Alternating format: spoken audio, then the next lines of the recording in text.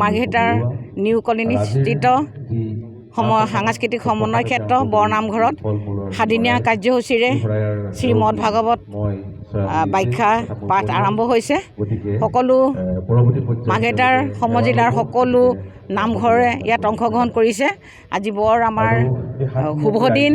আমি সকলোৱে আহি শ্ৰী গুৰুজনাৰ শ্ৰীচৰণত সেৱাভাগ ল'বলৈ আমি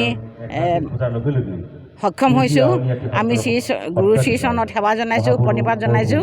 আৰু এনেদৰে আমাৰ ভাগৱতৰ জৰিয়তে সমাজখনলৈ যাতে আমাৰ তেখেতৰ অৱদান আমাৰ প্ৰচাৰ কৰাৰ লগতে আমি আধ্যাত্মিক দিশত সকলোৱে যেন আগবাঢ়ি যাব পাৰোঁ আৰু সকলোৰে মনত আধ্যাত্মিক চেতনা জাগ্ৰত হয়, ইয়াকে প্ৰাৰ্থনা কৰিছোঁ। এই 133টা নামঘৰৰ এটা সমূহীয়া মঞ্চ, মাৰ্ঘেৰিটা সমজিলা নামঘৰসমূহৰ যৌথ মঞ্চ। এই যৌথ মঞ্চৰ যি ঠাই নামঘৰ সাংস্কৃতিক কলাক্ষেত্ৰ বৰনামঘৰ মাৰ্ঘেৰিটা নিউ কলনীত অৱস্থিত। ইয়াত আজিৰ পৰা 7 দিনীয়া কাৰ্যসূচীৰে শ্ৰীমদ ভাগৱত অখণ্ড পাঠ এই অনুষ্ঠান আয়োজন কৰা হৈছে। এই অনুষ্ঠানটোৰ জৰিয়তে আচলতে এই 7 দিন ভাগৱতৰ যি অমূল্য পাঠ ইয়াত অনুষ্ঠান অনুষ্ঠিত হ'ব। কাইলৈ আউনীআটী সত্ৰৰ সত্ৰাধিকাৰ ডক্টৰ পীতাম্বৰ দেৱগোস্বামীদেৱ মহাপ্ৰভু আহি উপস্থিত হ'বহি। অন্তিম দিনা 27 তাৰিখে শ্ৰী ৰামচন্দ্ৰৰ পৰাজয় সীতাৰ পাতাল ভ্ৰমণ শীৰ্ষক নাট ভাওনাখনিও মঞ্চস্থ হ'ব। স্থানীয় শিল্পীসকলে এই নাট ভাওনাখনি মঞ্চস্থ কৰিব।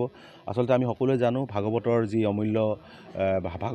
যি অমূল্য তত্ত্ব, তাত্ত্বিক গুণ, ভাগৱত শ্ৰৱণ কীৰ্তনৰ জৰিয়তে কেনেধৰণৰ পুণ্য লাভ কৰিব পৰা যায় আৰু ভাগৱতৰ মহত্ব কি, মানুহৰ জীৱন যাপনত ভাগৱতৰ মহত্ব কি, এই গোটেই তত্ত্বখিনিয়ে আচলতে আমাক সকলোকে মহীয়ান কৰে।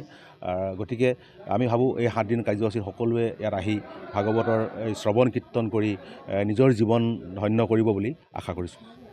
যিকোনো খবৰৰ বাবে যোগাযোগ কৰক 7099017330 লগতে 7099017110 নম্বৰত।